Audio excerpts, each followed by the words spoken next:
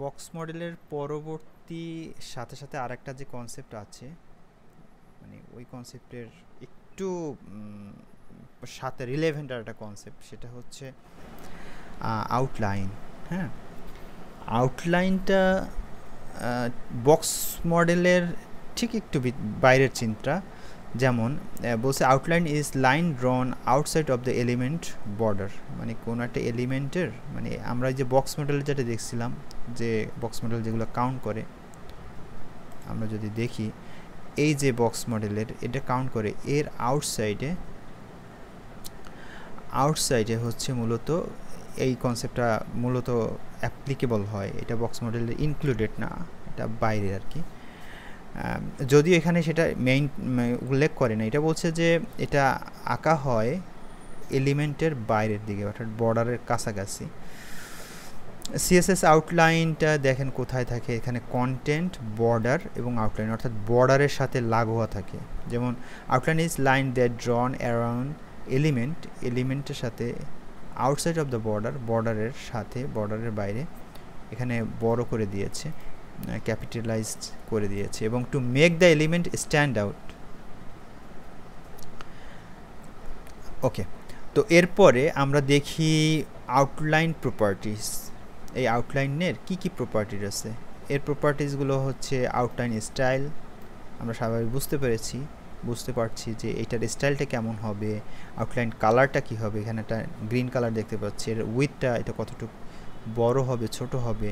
এটার অফসেট, অর্থাৎ এই আউটলাইনটা এই বর্ডার থেকে কত দূর থেকে আমরা সেট করতে চাই, অফসেট আমরা কতটুকু কাছ থেকে বা দূর থেকে করতে চাই।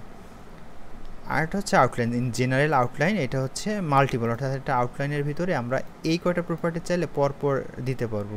ওটা শর্ট হ্যান্ডে আমরা লিখি না, যেমন বর্ডারে আমরা লিখি বর্ডার প্রথম 1 পিক্সেল সলিড, তারপর হচ্ছে আমরা কালার কোড দিই, ঠিক ওই রকম একটা কনসেপ্ট। এবার আউটলাইনের স্টাইলে আমরা যদি যাই, তো আমরা আউটলাইনের প্রথম যেটা দেখি, এই স্টাইলের প্রপার্টিসটা ভ্যালুসগুলো কী কী থাকতে পারে। তো এখানে বলছে কী কী ভ্যালুস আছে, এটা ডটেড থাকে, ড্যাশেড, সলিড, ডবল গ্রুপ। আমরা একটু নিচে যেয়েই দেখি, এখানে দেখেন ডটেড হচ্ছে প্রথমটা, দ্বিতীয়টা হচ্ছে ড্যাশড, তারপর হচ্ছে সলিড, আমরা এটা সবসময় ব্যবহার করি। এবার হচ্ছে ডাবল অর্থাৎ দুইটা লাইন এখানে আমরা দেখতে পাচ্ছি।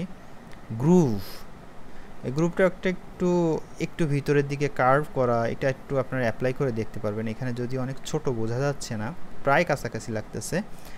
এবং রেজ এবং ইনসাইড আর আউটসাইড, এই দুইটাই আছে, অর্থাৎ ইনসাইড আউটসাইড। দেখেন ইনসাইডটা হচ্ছে উপরেরটার একটু হাইলাইটেড, এটা একটু বেশি কালার, বোঝা যাচ্ছে কিনা জানি না। দেখেন উপরেরটা, নিচেরটা। আর আরেকটা হচ্ছে আউটলাইন, যেটা হচ্ছে আউটসেট, সেটা হচ্ছে নিচের দিকে একটু কার্ভ করানো থাকে আর কি, এরকম বোঝাচ্ছে। আচ্ছা, এরপরে আমরা একটু কুইক কভার করব।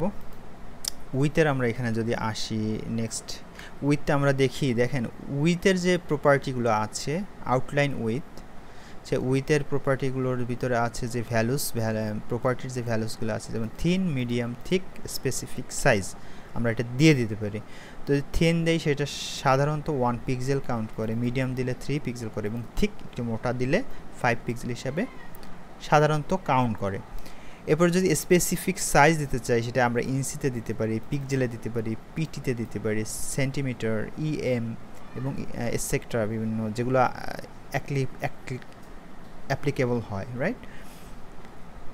ওকে, আচ্ছা, আমরা এখানে তাহলে দেখতে পেলাম, দেখেন এখানে যে এক্সাম্পল দিয়েছে, আমরা এটা দেখতে পারি, একটু ওপেন করে দেখি। দেখেন এখানে বর্ডার দিয়েছে, এরপর আউটলাইন স্টাইল আমরা দেখেছি সলিড। এখানে দেখেন প্রত্যেকটাই কিন্তু বর্ডার ব্ল্যাক কিন্তু আছে, ব্ল্যাকের পর থেকে, বর্ডারের পর থেকে, এটা বড় করলে বোঝা যাবে। আমি এগুলোকে একটু 5 পিক্সেল করে দিই, তাহলে আপনাদের বর্ডারটা ধরতে সুবিধা হবে। প্রতিটা করে দিলাম, রাইট? আচ্ছা, রান করি। এইখানে একটু খেয়াল করেন, দেখেন এই যে ব্ল্যাক যেটা আছে, এটা হচ্ছে বর্ডার।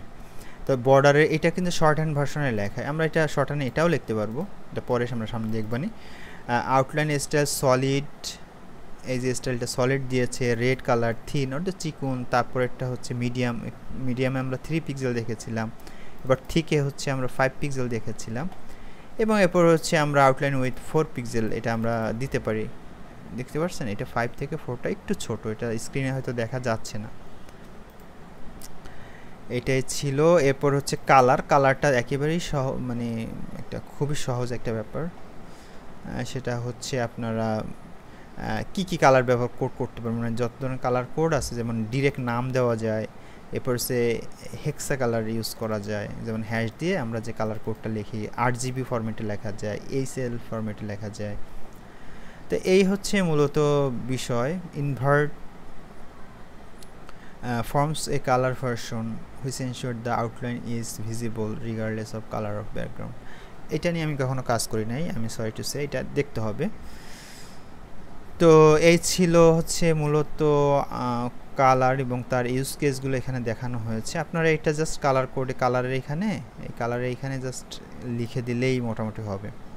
এবার শর্ট হ্যান্ড ভার্সনটা হচ্ছে একই সাথে যে লেখার যে সিস্টেমটা, যেমন আউটলাইন, এটা একটু দেখি আমরা।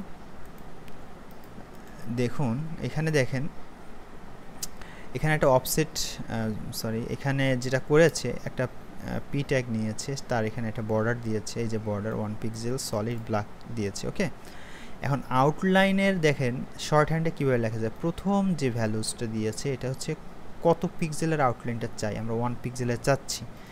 এটার আউটলাইনটার স্টাইলটা কি হবে, এখানে সলিড স্টাইল দিয়েছে এবং একটা রেড কালার দিয়েছে, লাল। এরপর আউটলাইন অফসেট অর্থাৎ কত দূরত্ব, অর্থাৎ এই বর্ডার থেকে এইটার দূরত্বটা নির্ণয় করার জন্য মূলত 15 পিক্সেল দূর থেকে এটা হবে। এবং আমরা আরও একটা এক্সাম্পল এখানে দেখতে পাচ্ছি যে এখানে যেটা করেছে ব্যাকগ্রাউন্ড এখানে ইয়েলো করে এটা টোটালটা বুঝিয়ে দিয়েছে, একই জিনিস আর কি। তো এই ছিল মূলত আউটলাইন। তো আউটলাইন এবং বক্স মডেলটার কনসেপ্টটা একটু ডিফারেন্ট, অনেক সময় এটা অনেকে মনে করতে পারে আউটলাইন যেটা হচ্ছে বাইরের ব্যাপার, মূল এলিমেন্টের বর্ডারের বাইরের দিক সাইডের যেটা, এটা আউটলাইন। আর বক্স মডেলটা হচ্ছে তো এই মডেলটা কীভাবে কনসিডার করে তাই আর কি।